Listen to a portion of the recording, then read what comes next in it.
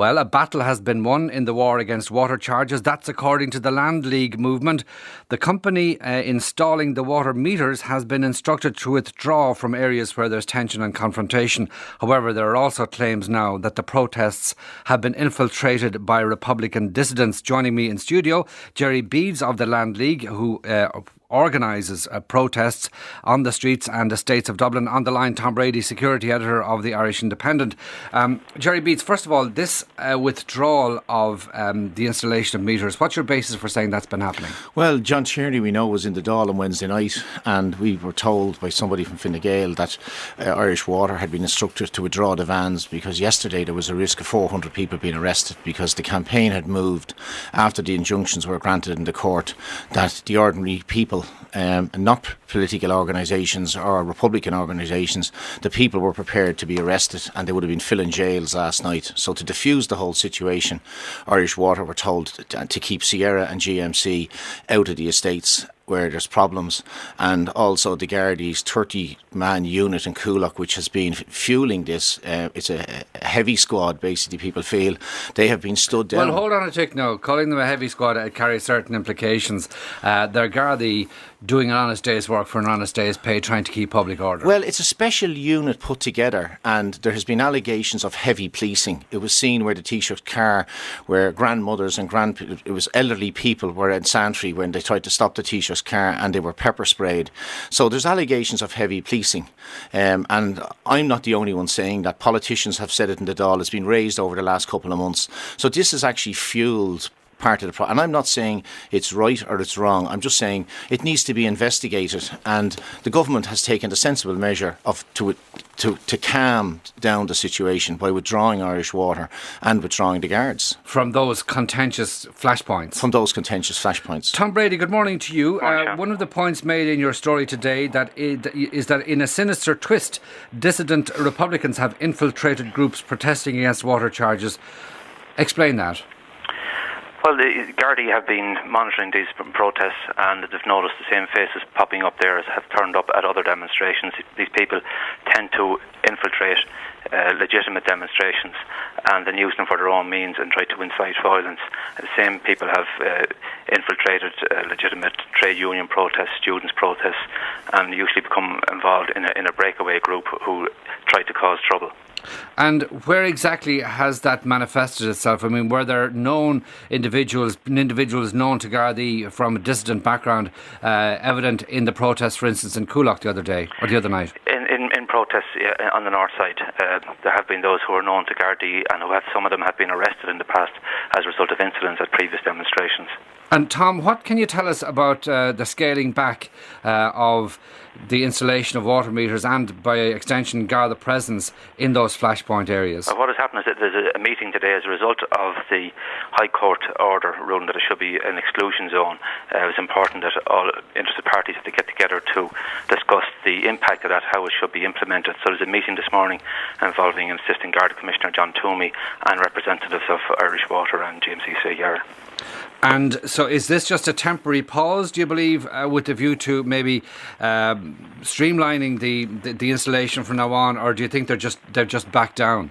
Well, at the moment the decision was not to go ahead with any installations today and to see how the talks proceed. It's not clear yet whether the installation will resume on Monday, but in the meantime the Gardaí say they're available if and when required. And I'd just like to point out what Jerry was saying, that there is no special unit. This was an incident in Coolock. It involved Coolock Gardaí because of the scale of the protest and because there have been ongoing protests in the north side. What they do is they bring in Gardaí from outside, in this case from other parts of the Dublin North Division. There was no special unit, there was no heavy police unit. There was a public order unit on standby if things got totally out of hand, but that unit was not deployed, so you had ordinary Gardaí from the Dublin North Division were those who were involved in dealing with the protests, which would be normal procedure. Does that clarify things for you, Jerry Beades? No, it doesn't, because these matters have been raised in the Dáil. I'm not the only person person raising them. Christy Burke raised them, also the Lord Mayor of the city. So, I mean, people at a far higher level have raised concerns, and he suggested this meeting with Irish Water. The question I'd ask, who's attending that meeting? Because we believe that Irish Water has hired a company of ex-guards and army officers to advise them on risk management and security, and we believe they've been the people filming all of the protesters and their film footage.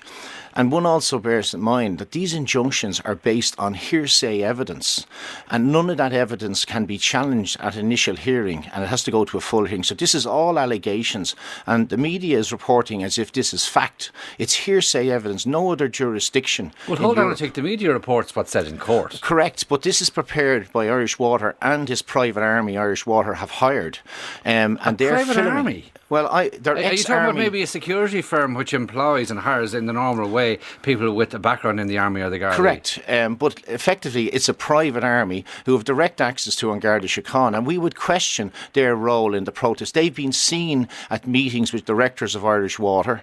A meeting took place last Monday week in Dublin Airport with a couple of senior people from Irish Water and the company concerned. We're aware of what's going on. So, Tom, do you know anything about that? I don't. I mean, I think allegations like that hardly warrant a response. I mean, any company who are concerned about the safety of its employees and where there's clear evidence that that safety has been endangered are entitled to call in the services of a security firm to get advice as to how they should handle these things. Yeah, and the other thing, Jerry Beades, what do you say to Tom's assertion and reporting, obviously, on the basis of well-established contacts with the Gardaí, that the protests have been infiltrated and used by dissident individuals? I would say they have not been infiltrated. Like, what's happened is the organisations are ordinary, decent people. The government can put the spin out that Republican dissidents are involved. That is incorrect.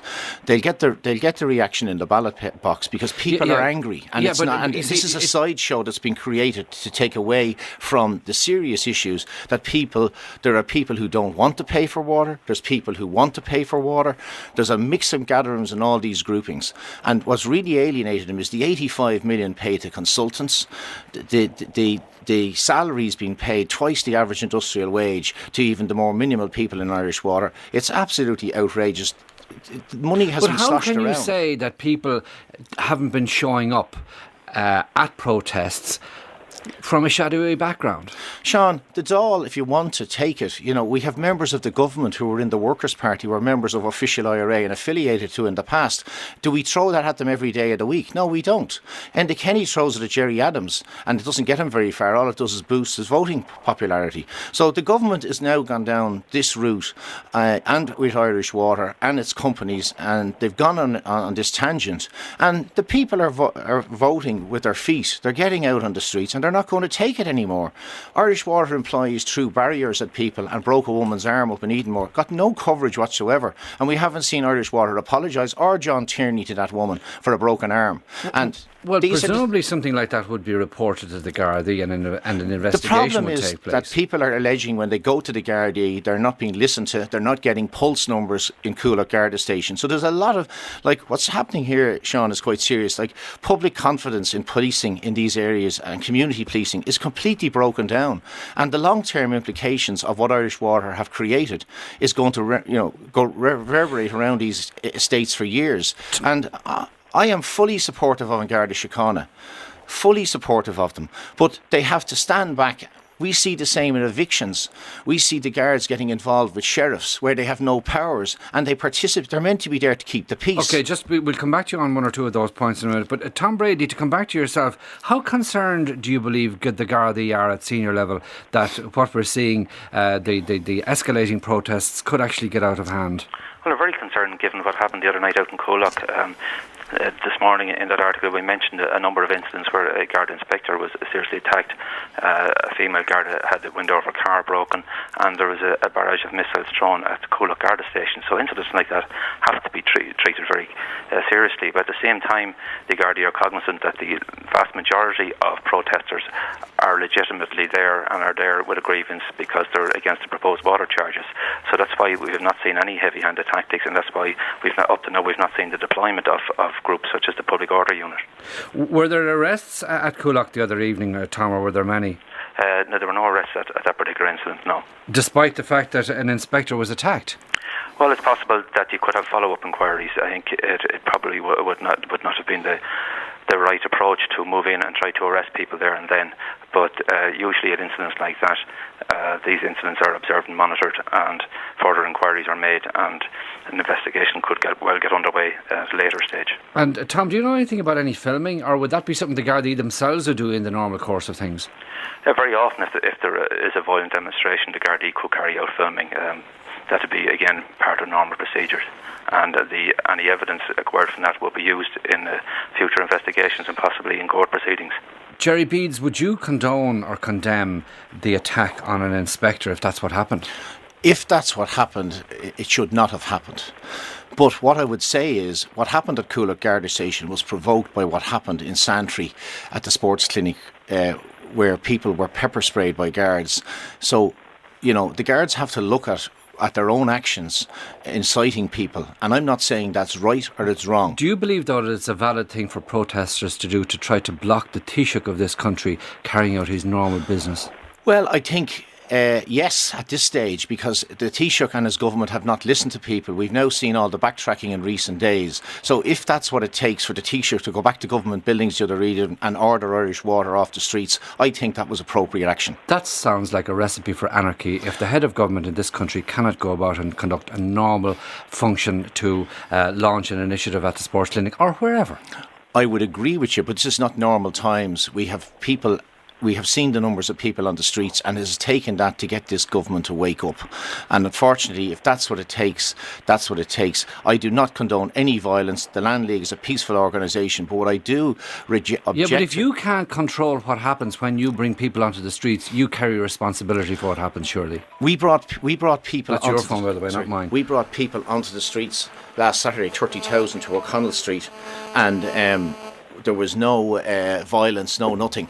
And at many protests around the country, they're all non-violent. But when you have a situation where you have a private company filming and using that film footage in the courts for a vested interest of Irish water at hearsay evidence in cases, that's all that's been produced. On the one hand, you're complaining about hearsay evidence, and you're also complaining in the next breath, or in the previous breath, about direct evidence gathered on film. You can't really have it both ways. We're talking about direct evidence that's gathered and then used in a tainted way in the courts. We've seen it at other... The Irish water... The courts are full of injunctions. I have two of them I have two injunctions on me for going into auctioneers' offices on hearsay evidence. And what about... your own organisation, the Land League, which is this kind of a national coordinating group now, or where, there's the Right to Water group as well. Who are the National Land League apart from yourself? Well, the National Land League is made up of a group of people, as I said, a lot of professional people, business people, retired guards, people who are suffering at the coalface. And I am the spokesperson for those organisations. Do you have a sort of a board of directors or a committee in charge? Let's put it this way: it's based on the Land League of old. And did they have a board of directors? No, but do we know who the leaders are apart from yourself? Well, or you prefer to say they turn up at meetings, and there's a social network on social media, and people are well known who are circularising stuff on social media. So, but is there a website? If I went onto it, I could find out who is the leadership apart from Jerry Beades? No, there's no leadership. It's a people's movement. OK, well, no doubt we will be hearing more from it. Jerry Beades, thank you. Thanks as well to Tom Brady of the Irish Independent. We'll be talking about lessons of life or from life after the break. Today with Sean O Rourke on RTE Radio 1.